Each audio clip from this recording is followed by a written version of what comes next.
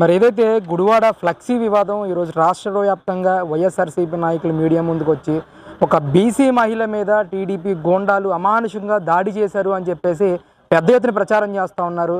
ఏంటి అసలు ఎలా చూస్తారు ఈ ఫ్లెక్సీ వివాదం మొత్తాన్ని? ఈరోజు అందరికీ నమస్కారం. ఈ ఫ్లెక్సీ వివాదం గుడివాడ గుట్టగా ఫ్లెక్సీ గొడవ పెట్టి ఇక్కడ నుంచి పారిపోయాడు గుడివాడ నుంచి. కనీసం గుడివాడలో కూడా పోలీస్ స్టేషన్లో సంతకం పెట్టి గుడివాడలో కూడా ఒక 10 నిమిషాలు కూడా ఉంచలేని పరిస్థితి. అతను పారిపోవటం వల్ల అతను పక్కన ఉన్న పిచ్చుకొక్కలు మరుగుని పిచ్చుకొక్కలు మరుగుతున్నా తప్ప అంతకుమించి ఏమీ లేదు. ఒక బీసీ మహిళ అంటున్నారు. మా ఎస్సీ మహిళల మీద పడ్డారు, మా ఎస్సీ డ్రైవర్ల మీద పడ్డారు. ఒక ఎస్సీ కుర్రోడిని చంపేసి డోర్ డెలివరీ చేశాడు ఒక ఎమ్మెల్సీ. ఇవన్నీ కూడా తెలియదా? అందరూ కూడా ప్రజలందరూ గమనిస్తున్నారు. ఈ పిచ్చుకొక్కల గురించి అసలు మాట్లాడాల్సిన అవసరం కూడా లేదు. అంటే గౌడ సామాజిక వర్గానికి సంబంధించిన ఒక మహిళ ఎదుగుతుందనే ఒక అమానుషంగానే ఈరోజు కావాలని కారు మీద దాడి చేసి ఆవిడ మీద దాడి చేసి ఈ విధమైన విధ్వంసాన్ని ఈరోజు టీడీపీ కార్యకర్తలు రాష్ట్ర వ్యాప్తంగా రెడ్ బుక్ రాజ్యాంగాన్ని అమలు చేస్తున్నారని చెప్పేసి కూడా పెద్ద ఎత్తున మాట్లాడుతాం. ఇదే గౌడు కార్పొరేషను, ఇదే గౌడు కులస్త్రాలు పిల్లని బహిరంగ పాడు చేసి పిల్లని ఇచ్చేసి పిల్లలను బహిరంగ దాడి చేశారు. అప్పుడు గౌడు కులస్తులని తెలియదా? పసిపిల్లల మీద, ఈ గౌడు పిల్లల మీద తెలియదు. అమర్నాథ్ గౌడు బొడ్డోడు చదువుకుంటున్నాడు, వాళ్ళు అక్క గురించి మాట్లాడినందుకు అతని మీద దాడి చేశారు. ఇవన్నీ తెలియదా? గౌడు సామాజిక వర్గ ప్రజలు కూడా గమనిస్తున్నారు ఈ విషయాన్ని, బీసీ సామాజిక వర్గాలు కూడా గమనిస్తున్నారు. ఏంటి సార్ లోకేష్ ఈరోజు రాష్ట్ర వ్యాప్తంగా రెడ్ బుక్ పాలనే కొనసాగిస్తూ ఉన్నాడు. ఏ విధంగా అయితే పోలీసులకి లోకేష్ చెప్తేనే ఆ విధంగా పోలీస్ వ్యవస్థ మొత్తం ఈరోజు నడుచుకుంటూ ఉంటుందని చెప్పేసి కూడా అంబటి రాంబాబు కానీ పేరునైనా కానీ పదే మాట్లాడుతూ ఉన్నారు. మేము ఇదే లోకేష్ గారికి చేతులు ఇచ్చి జోడించుకుంటున్నాం. ఎందుకంటే అయ్యా లోకేష్ బాబు, నువ్వు రెడ్ బుక్ రాజ్యాంగం నడుపుతున్నావు, మీరు నడపట్ల. రెడ్ బుక్ రాజ్యాంగం నడపాలని కోరుకుంటున్నాం. నడిపితే వీళ్ళందరూ ఎక్కడుంటారో కూడా జనాలకు తెలుస్తుంది. ఇదే గవర్నమెంట్లో ఎన్నో విధి విధాలను మంచి పనులు చేసినా మన చెడు పనులుగా చూపించే వ్యక్తులని మీరు అర్జునుకు లోపలేని వస్తారు. మరి ముఖ్యంగా రెడ్ బుక్ రాజ్యాంగంలో గుడివాడ గుట్టకాగా లోపలేని చెప్పి లోకేష్ బాబుని కోరుకుంటున్నాం. అంటే పేరు నాని కూడా సవాల్ చేస్తున్నారు. 2-3 నెలల్లో కొడాల నాని వస్తాడు, ఎవరైతే కడ్రాయిల మీద తిప్పుతానని చెప్పి సవాల్ చేశారో వాళ్ళందరినీ రమ్మని నేను ఛాలెంజ్ చేస్తున్నానని చెప్పేసి ఆయన మాట్లాడుతున్నారు. 2-3 నెలల్లో కొడాలని గుట్టకానని వస్తానని చెప్పని ఈ పిచ్చుకొక్కలు మరుగుతున్నప్పుడు మీ అందరిని గుడివాడ రమ్మని పిచ్చుకొక్క పారిపోతాం అనేది ఎంతవరకు ఇది సబబు అనేది ప్రతి ఒక్కరు గమనించారు. ఫస్ట్ వాళ్ళ పార్టీ నాయకులు కూడా గమనించారు. మా పక్కన ఉన్న నాయకుడే పారిపోయినప్పుడు మేమెందుకు ఇక్కడ గుడివాడలో ఉంటాం, మా పరిస్థితులు అర్థం కాని పరిస్థితులు ఉన్నాయని చెప్పి వాళ్ళే భయపడుతున్నారు.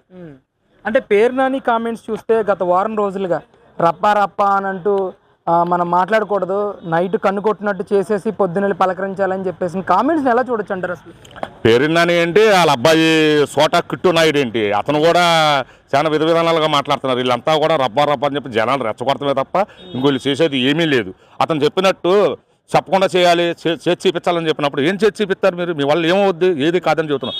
గత మళ్ళీ 10 సంవత్సరాల వరకు కూడా మళ్ళీ సీఎం నారా చంద్రబాబు నాయుడు గారు అని చెప్పి మేము మనవి చేసుకుంటున్నాం. అంటే 4 సంవత్సరాల్లో మేము అధికారంలోకి వస్తాం. ఈరోజు ఎవరైతే దాడులు చేస్తున్నారో, ఎవరైతే విధ్వంసాలు సృష్టిస్తూ ఉన్నారో అందరి పేర్లే నోట్ చేసుకున్నాం, ఖచ్చితంగా సినిమా చూపిస్తూ ఉంటున్నాడు. వీళ్ళు సినిమా వీళ్ళు చూసుకోవాలి. గత సంవత్సరంలో 5 సంవత్సరాలు గవర్నమెంట్ ఉన్నప్పుడు నాన్న పేరు సినిమా తీసాడు.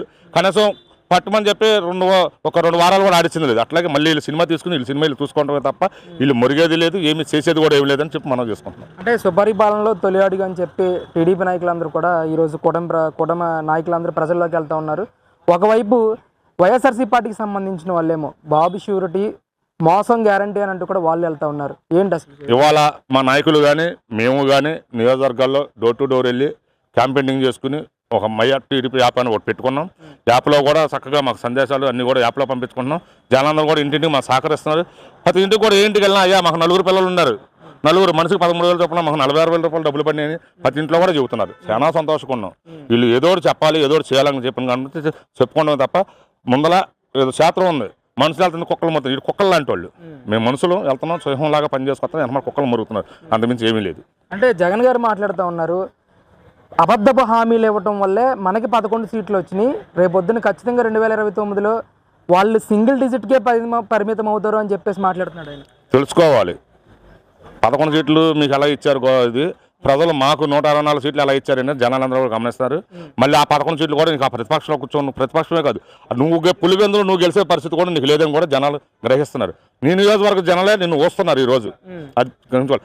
ఇంకో విషయం ఏంటంటే గుడివాడ గురించి మాట్లాడంటే వాళ్ళు గుడివాడ మంచి డైనమిక్ లీడర్ ఉన్నారు, రాముగారు ఉన్నారు, ఎన్నికల రాముగారు మంచి డైనమిక్ లీడర్. వాళ్ళ కార్యకర్తలందరూ కూడా పార్టీ నాయకులు అందరూ కూడా అందుబాటులో ఉంటూ ప్రతి ఇంటికి కూడా పరిపాలన అనేది ఎలా ఉందని చెప్పి ఇంటింటికి తెలియపరుస్తున్నాడు ఆయన. ఎలా ఉందండి అసలు కూటమి పాలన మీద ప్రజలు సంతృప్తిగా ఉన్నారు ఈరోజు అసలు? మీరే గమనిస్తున్నారు, మీరే చూస్తున్నారు. ఇవాళ ప్రజలందరూ చాలా సంతోషంగా ఉన్నారు. పథకాలు, గ్యాస్ బండ్ పథకం కానీ ఈ పథకం కానీ రైతులు రేపు రైతులు డబ్బులు పడినాయి. ఇంకో విధానం ఏంటంటే ఆగస్టు 15 నుంచి ఉచిత ప్రయాణం, బస్సుల ప్రయాణం, మా ఆటో డ్రైవర్ సోదరులకు ప్రతి ఒక్కరికి కూడా మళ్ళీ పథకం డబ్బులు రిలీజ్ చేస్తున్నాము. వాహన మిత్ర పథకం రిలీజ్ చేస్తున్నాము. అందరూ కూడా సంతోషంగా ఉన్నారని కోరుకుంటున్నాం. ఏంటండి మరి ఎలక్షన్కి 2 సంవత్సరాల ముందు నుంచి కూడా జగన్మోహన్ రెడ్డి గారు పాదయాత్ర చేస్తానని చెప్పేసి ప్రకటించడం జరిగింది. ప్రజలు సపోర్ట్ చేస్తారా జగన్ గారికి పాదయాత్ర? జనాలు కొడతారు, పిచ్చుకొక్కని కొట్టినాడు తరిమి కొడతారు.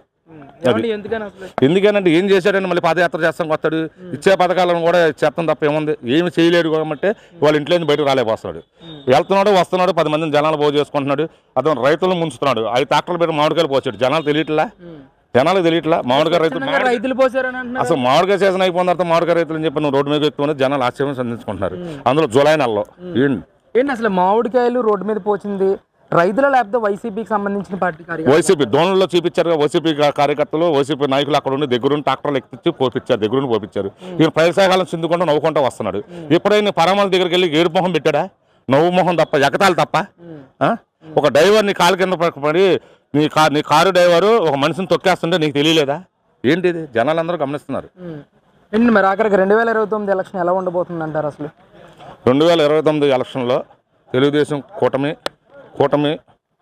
మొన్న కంటే కూడా మంచి అత్యధిక మెజార్టీతో ఎక్కువ సీట్లలో గెలుస్తామని చెప్పుకుంటున్నాం. పులివెందుల్లో కూడా ఈ పిల్లిగాని ఓడిస్తాం ఖచ్చితంగా.